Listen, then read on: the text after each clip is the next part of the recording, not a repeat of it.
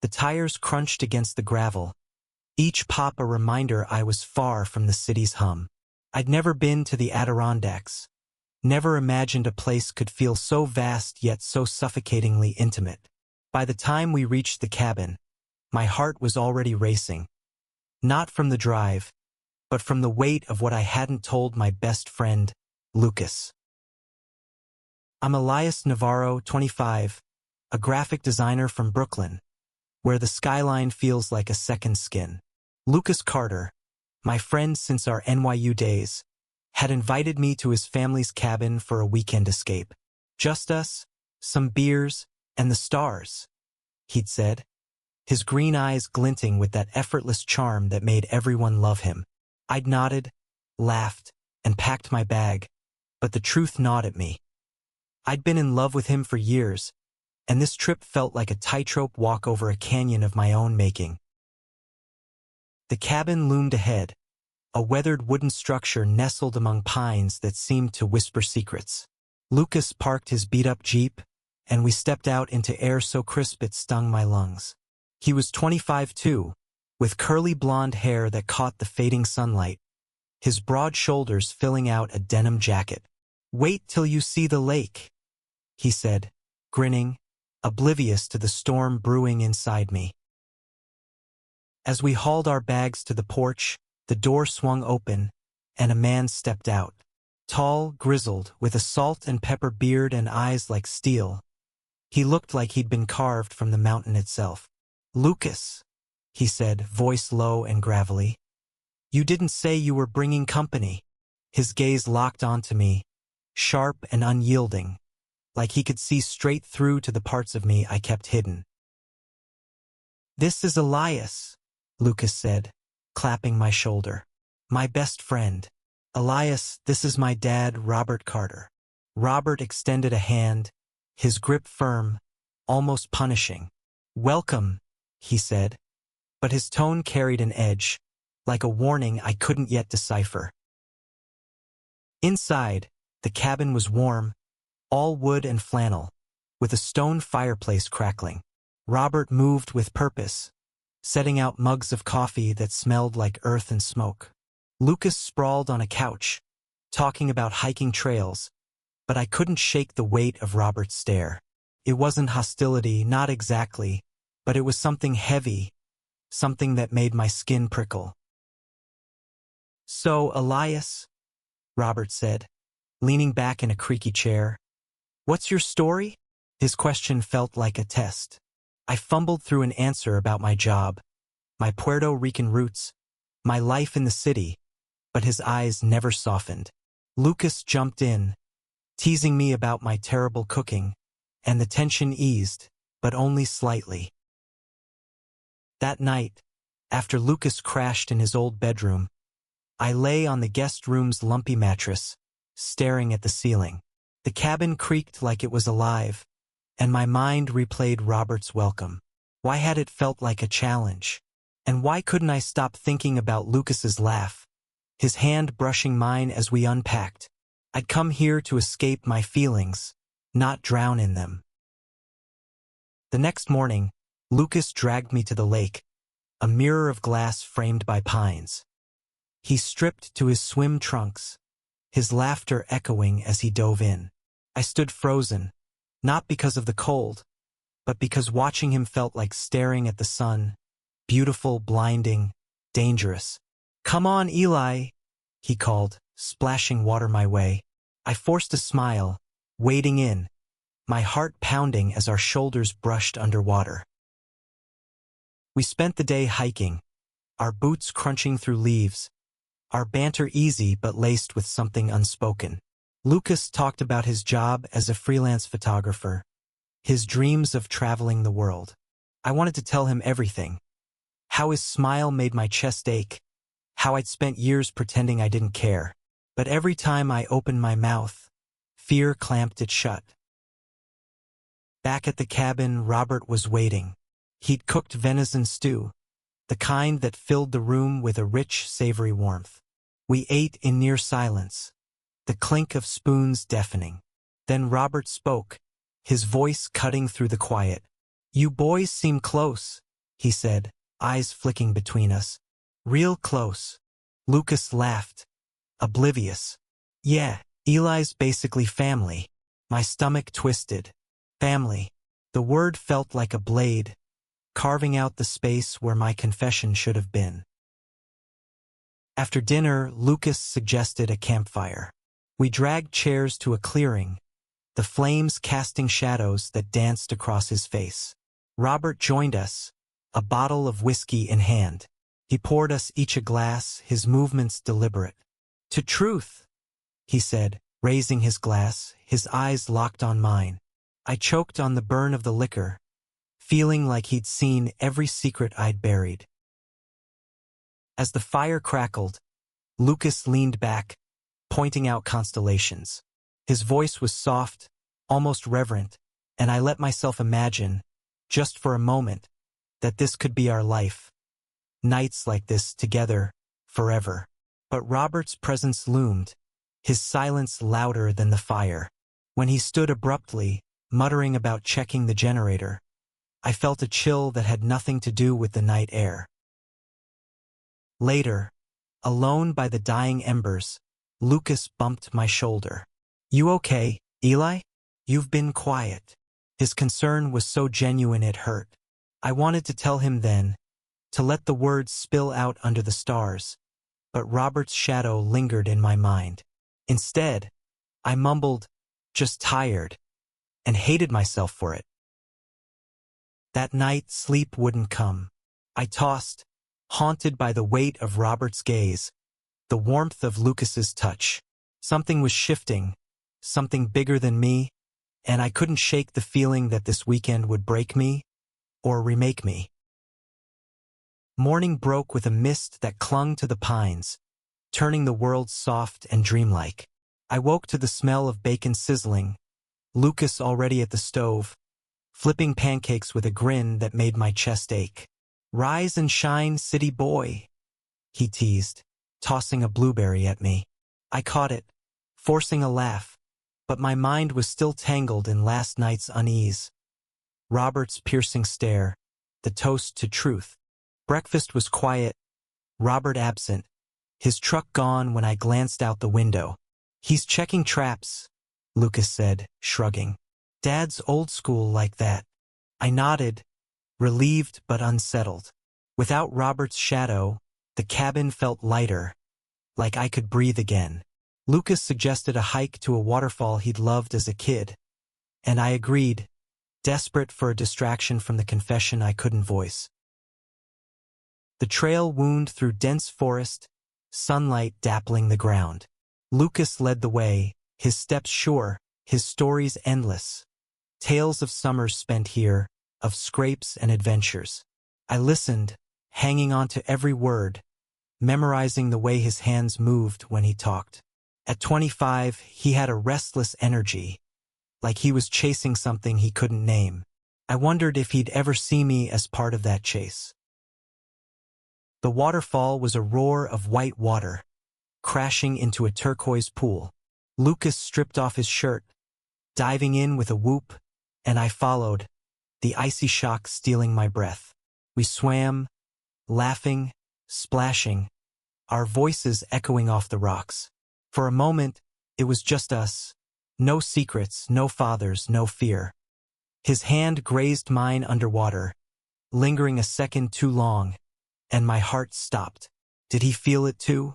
Or was I reading ghosts into glances? We climbed onto a flat rock to dry off, the sun warming our skin. Lucas lay back, eyes closed, his chest rising and falling. This place, he said softly. It's where I feel most myself. I wanted to ask what that meant, who he was when no one was watching, but the words stuck.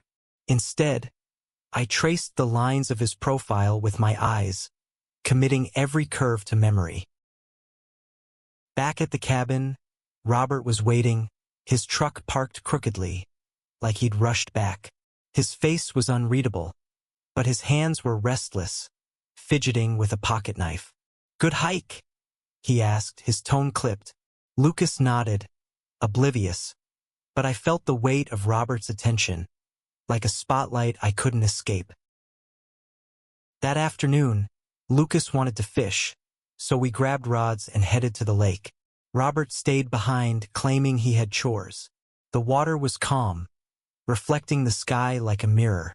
Lucas cast his line with practiced ease, his focus intense.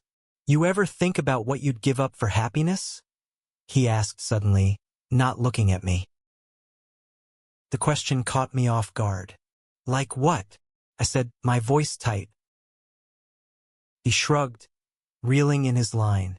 "I dunno. Safety, comfort, what people expect." His words hung between us, heavy with meaning I couldn't untangle. I wanted to ask more, to push, but fear held me back. Instead, we fished in silence, the only sound the gentle lap of water against the dock. Dinner was tense, Robert's mood darker than the night before. He barely spoke, his eyes flicking between us like he was solving a puzzle. Lucas filled the silence with stories, but I could barely focus, my mind spinning with what-ifs. What if Robert knew? What if he'd seen the way I looked at his son? What if Lucas felt the same but was too scared to say it? After dinner, Robert disappeared to the porch, leaving Lucas and me to clean up. As we washed dishes, our elbows brushed, and I felt a jolt, like static. Lucas laughed, nudging me playfully, but his touch lingered, his eyes searching mine. "You're different this weekend," he said quietly. "What's going on, Eli?" I froze, the dish in my hand forgotten. This was it, the moment to tell him. But before I could speak, the door slammed open, and Robert stood there, his face a storm. "Elias," he said, voice low, a word, "outside." My stomach dropped. Lucas frowned, but I followed Robert, the night air biting my skin. He led me to the edge of the clearing, where the fire pit's ashes still smoldered. "I see things," he said, not looking at me. "Things you think you're hiding." His words were a punch, stealing my breath. Did he mean my feelings for Lucas? Or something else? "I don't know what you're talking about," I lied, my voice shaking. He turned, his eyes boring into mine. "You will," he said. "Before this weekend's over, you will." He walked back to the cabin, leaving me in the dark, my heart pounding so loud I thought it'd wake the forest. The forest felt alive that night, its whispers louder, sharper, like it knew the secrets I carried.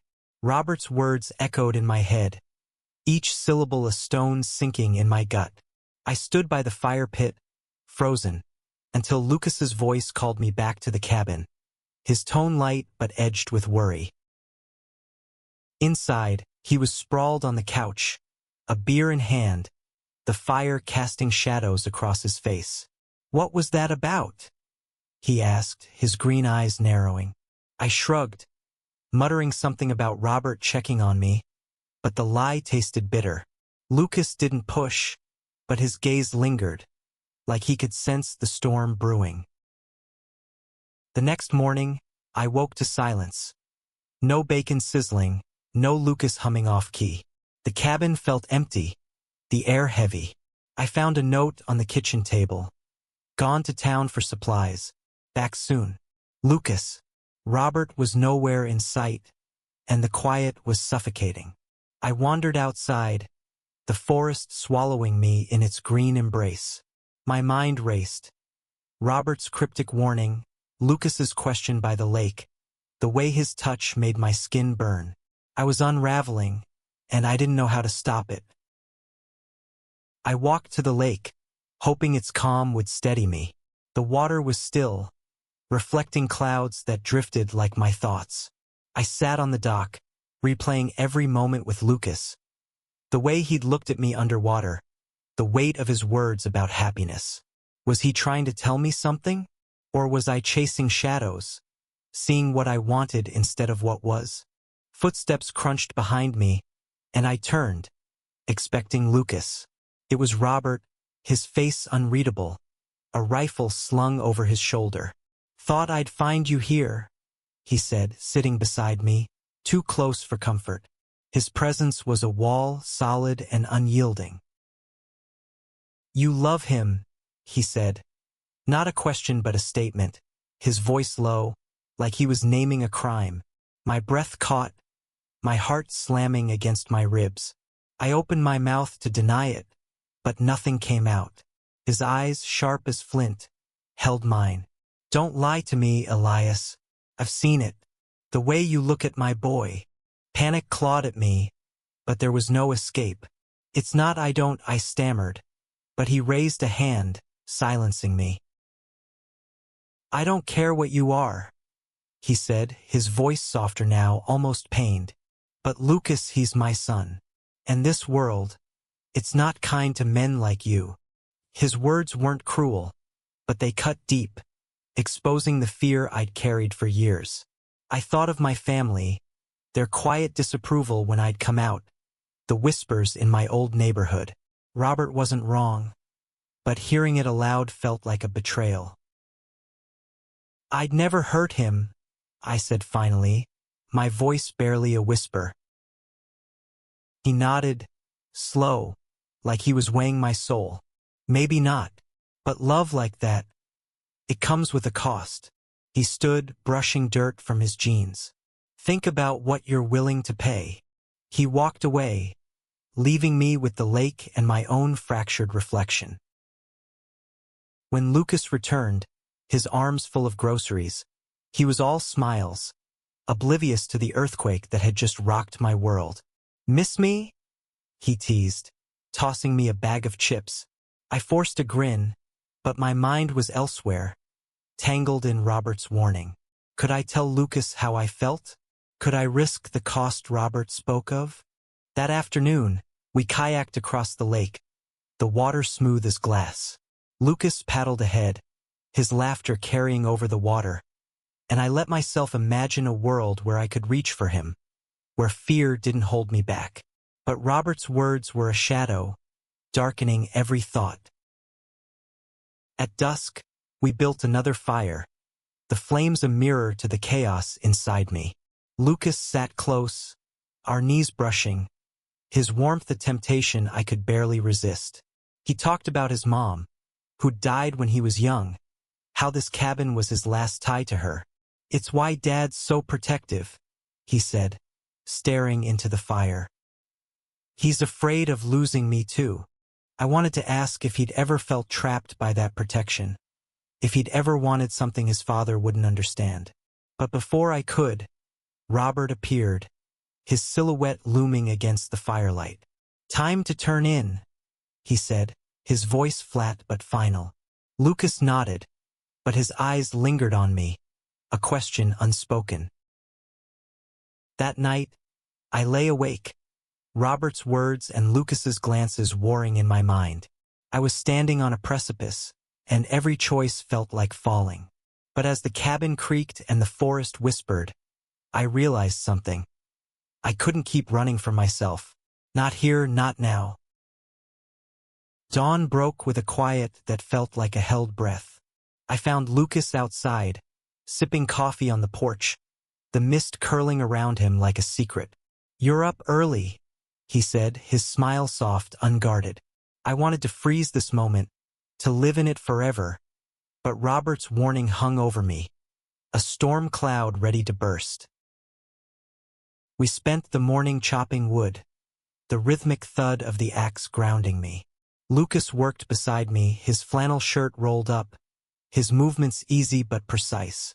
Every glance he threw my way felt like a question, and I wondered if he was waiting for me to answer. By noon, we were sweaty, laughing, the tension between us a live wire. Robert watched from the porch, his silence louder than words. I caught his eye once, and the weight of his gaze made my stomach twist. He knew, and he was waiting for me to crack, to confess, to ruin everything. But I couldn't, not yet. After lunch, Lucas suggested a climb to a ridge with a view of the valley. The trail was steep, the air thin, but being with him made it feel effortless. At the top, the world spread out below us, endless green, cut through by rivers like veins. Lucas sat on a boulder, his blonde curls damp with sweat, his eyes bright. "This is it," he said, voice low. "This is what I want to capture one day. All this freedom." I sat beside him, close enough to feel his warmth. "What's stopping you?" I asked, my heart pounding. He looked at me, his expression raw, vulnerable. "Expectations," he said. "Dad's. Mine. The world's." He paused, his fingers brushing mine, deliberate this time. "What about you, Eli? What's stopping you?" My breath hitched. This was it, the moment I dreamed of and dreaded. "I'm scared," I admitted, my voice barely audible. "Scared of losing what matters most." His hand closed over mine, warm and steady. "You won't lose me," he said, and the world tilted. Before I could process it, he leaned in, his lips brushing mine, soft but sure. The kiss was brief, electric, a spark that set my whole body alight. When he pulled back, his eyes were wide, like he'd surprised himself as much as me. "Lucas," I started, but he shook his head, smiling. "I've wanted to do that for a while," he said, his voice trembling. I didn't know how." We sat there, hands still entwined, the valley stretching out like a promise. For the first time, I felt weightless, like I could fly. But as we descended the trail, reality crept back. Robert, the cabin, the world beyond these woods. Back at the cabin, Robert was waiting, his face a mask. "Good climb?" he asked, but his eyes were on our joined hands, his jaw tight. Lucas let go, his smile faltering, and I felt the ground shift beneath me. Dinner was a battlefield of silence. Robert's stares were knives, Lucas's attempts at conversation desperate. I wanted to reach for him, to hold onto the moment on the ridge, but fear choked me. After we cleared the plates, Robert stood abruptly. "Elias, help me with the firewood." Outside, the air was sharp, the stars cold. Robert stacked logs with a ferocity that scared me. "You think you can just waltz in here and change everything?" he said, his voice low, dangerous. "Lucas is my son. He has a life, a future." "I love him," I said, the words spilling out before I could stop them. "I'd never hurt him." Robert stopped, his hands trembling. "Love," he spat, like the word burned. "You think that's enough? You think the world will let you have that?" His voice cracked, and for the first time, I saw something beneath his anger. Fear, raw and real. "I don't know," I said honestly, "but I can't pretend it's not there." He stared at me, his eyes searching, then turned away. "You're leaving tomorrow," he said. "Make sure you know what you're leaving behind." That night, Lucas slipped into my room, his silhouette framed by moonlight. "I heard you," he whispered, climbing into bed beside me. "What you said to Dad." His hand found mine, and we lay there, hearts racing, the future uncertain but ours for the taking. Morning came too fast, the sunlight harsh through the cabin's windows. Lucas was already up, packing, his movements quick but heavy, like he was carrying more than just clothes. I watched him, my heart a tangle of hope and dread. Last night's confession, our stolen moments in the dark. It felt like a dream, fragile and fleeting. Robert was outside, splitting wood with a force that shook the ground. I stepped onto the porch, the air thick with unspoken words. "We're leaving soon," I said, my voice steadier than I felt. He didn't look up. "Good," he said, the axe biting into the log. "Keep him safe, Elias. That's all I ask." His words hit like a punch, not anger but a plea. I nodded, unable to speak, and went back inside. Lucas was waiting, his bag slung over his shoulder, his eyes searching mine. "Ready?" he asked, but it felt like he was asking something bigger. The drive back to the city was quiet, the forest fading in the rearview mirror. Lucas's hand rested on mine, a silent promise, but Robert's warning echoed in my mind. The world wasn't kind to men like us, he'd said, and I knew he wasn't wrong. But as Lucas's fingers tightened around mine, I realized something. Love wasn't just a cost. It was a choice, one we'd both made. Back in Brooklyn, life resumed its rhythm, but we were different. Lucas moved into my apartment, his camera gear cluttering my space, his laughter filling it. We faced whispers, stares, the weight of a world that didn't always understand. But we faced it together, hand in hand, building a life from the ashes of fear. Years later, we returned to the cabin, invited by Robert. He'd aged, his beard grayer, his eyes softer. Over dinner, he raised a glass, his voice thick. "To truth," he said, echoing that first night. "And to you boys, for finding it." Lucas squeezed my hand under the table, and I knew then that this weekend years ago hadn't just changed my life. It had given me one. The forest still whispered, but now it told a different story. One of courage, of love, of a father's reluctant blessing. We'd paid the cost, and it was worth every penny.